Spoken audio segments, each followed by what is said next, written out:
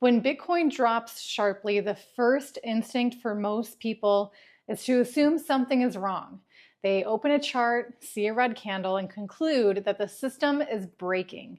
But the truth is much simpler. Bitcoin's volatility isn't a bug, and it isn't a sign of failure. It's the mathematical consequence of a fixed supply asset adjusting to a world that is anything but stable. Bitcoin has a supply schedule that never changes. It doesn't expand to absorb liquidity shocks, and it doesn't smooth out cycles the way central banks try to do in traditional markets. It responds to demand exactly the way scarce assets are supposed to respond. When global liquidity dries up, price adjusts downward quickly.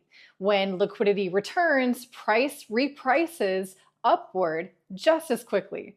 This is what a free market looks like when no institution is allowed to intervene. Every cycle has moments like this. In 2013, Bitcoin fell 80% before climbing to new highs. In 2017, it corrected 40%, 7 separate times on the way up to the top. In 2021, it dropped from 64,000 to 29,000 before doubling again.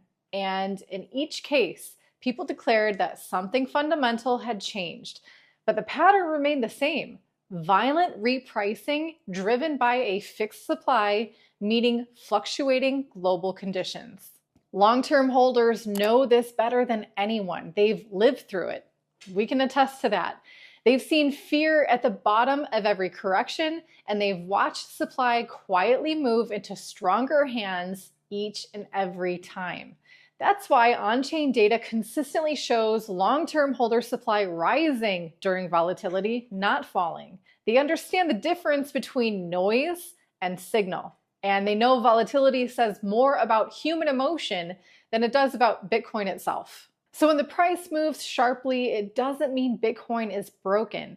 It means Bitcoin is behaving exactly the way a scarce, permissionless asset should behave in a world full of liquidity shocks, geopolitical uncertainty, and rapid information flow. Volatility is the cost of owning something that no one can print more of. It's the cost of participating in a system that refuses to be centrally managed. And it's the reason Bitcoin continues to survive every cycle while weaker models collapse. Now, to understand Bitcoin's volatility, you have to understand what it competes with. Traditional money expands and contracts based on political decisions, banking conditions, and central bank mandates. Liquidity increases when policymakers want growth and decreases when they try to cool the economy. Markets built on this system adjust slowly because supply can be manipulated to soften the impact. Bitcoin cannot do that. Its supply curve is locked. It doesn't care about inflation targets, election cycles, or recession fears. There's no central banker who can widen or narrow the supply of Bitcoin to cushion the blow. So when demand changes, price has to do all the work. That's why Bitcoin reacts sharply to global liquidity trends. When the Federal Reserve tightens, when funding conditions shift, when geopolitical tension hits risk assets, everything that depends on flexible supply adjusts slowly. Bitcoin adjusts immediately. Price volatility is simply the mechanism that allows a completely fixed supply asset to absorb a constantly changing world. We've seen this in every macro shock since 2009. In 2020, global liquidity collapsed during the COVID panic, and Bitcoin fell more than 50% in a single day. When stimulus flooded the system afterward, Bitcoin repriced upward faster than any other asset as well. In 2022, tightening cycles and credit stress sent markets lower, but Bitcoin recovered ahead of most risk assets once conditions stabilized. And in October 2025, during the liquidation cascade triggered by geopolitical headlines, we saw the same mechanical response: rapid downside repricing followed by steady stabilization as demand returned. Nothing about these reactions is random. When supply cannot change, the only variable left is price. That is why Bitcoin swings more aggressively than assets whose supply can expand. And it's the exact reason it protects long-term holders from dilution. Volatility is the visible trade-off for scarcity. If Bitcoin smoothed itself out, it would have to be managed. And if it were managed, it wouldn't be Bitcoin. This is the part many new investors misunderstand. They assume volatility means weakness, but in fixed supply systems, volatility is the enforcement mechanism that keeps the supply schedule intact. It's the sign that no one is controlling the outcome, that the system is still permissionless, neutral, and functioning as designed. So if you zoom out on Bitcoin's history, one pattern repeats more clearly than almost anything else. Every major rally is interrupted by a moment when sentiment collapses long before the market structure actually does. These despair phases show up in the data, and they have appeared in every cycle without exception. In 2013, the market hit a euphoric high around $1,100, then fell more than 80%. Sentiment collapsed, traders declared the cycle over, and long-term holder supply quietly increased. What most people forget is that the real mania top didn't happen until late 2013, after the fear wave.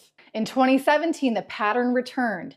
Bitcoin ran from under $1,000 to nearly $20,000. But along the way, it pulled back 30 to 40% multiple times.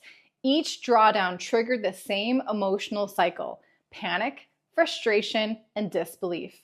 But structurally, long-term holders were accumulating and on-chain fundamentals were strengthening. The despair moments didn't mark the end.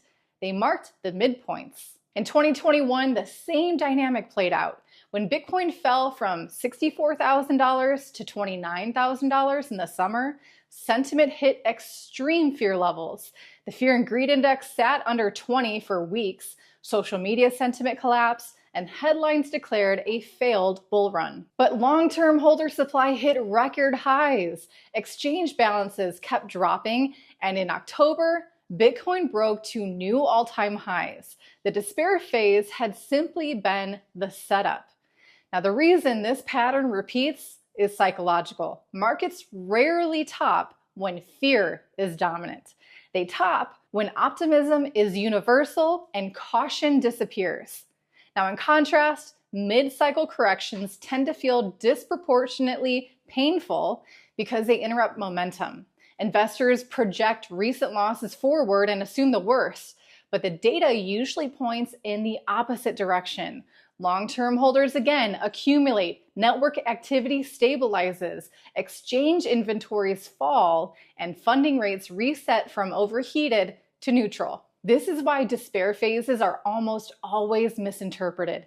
Emotionally, they feel like endings, but historically, they function more like clearing events, flushing leverage, resetting sentiment, and preparing the conditions for the next move higher. Bitcoin's architecture reinforces this pattern because its fixed supply amplifies the emotional swings of markets adjusting to new information. So when a correction feels unusually heavy, that doesn't mean the cycle is broken. More often, it means you're living through the same emotional stage that has existed in every prior bull market, even when price action looked unstable in the short term, but remained healthy in the long term. Long-term holders approach Bitcoin differently because they focus on fundamentals that don't change when price swings.